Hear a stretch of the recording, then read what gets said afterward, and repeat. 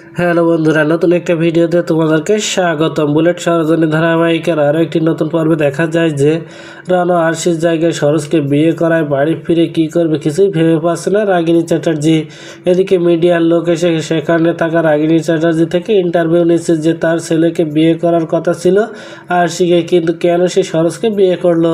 সাংবাদিকদের মুখে এমন প্রশ্ন শুনে কী বলবে কিছুই ভেবে পাচ্ছে না রাগিনী।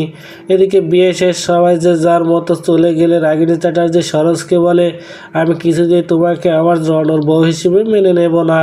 রাগিনী চ্যাটার্জির মুখে এমন কথা শুনে সরোজ রাগিনী চ্যাটার্জিকে বলে, আমি এই বিয়েটা আপনার ছেলের বউ হব বলে করিনি। আমি এই বিয়েটা করেছি আমার বাবা ও মায়ের প্রতি আপনারা যে অন্যায়টা করেছিলেন তার প্রতিশোধ নিতে। সরোজের মুখে এমন কথা শুনে চমকে রাগিনী সহ বাড়ির সবাই।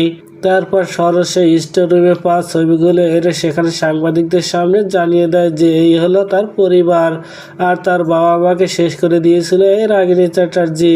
সরোজের মুখে এমন কথা শুনে কী করবে কিছু ভেবে পায় না রাগিনী, আর সেখানে দাঁড়িয়ে থাকা রণ তার মায়ের দিকে তাকিয়ে থাকে।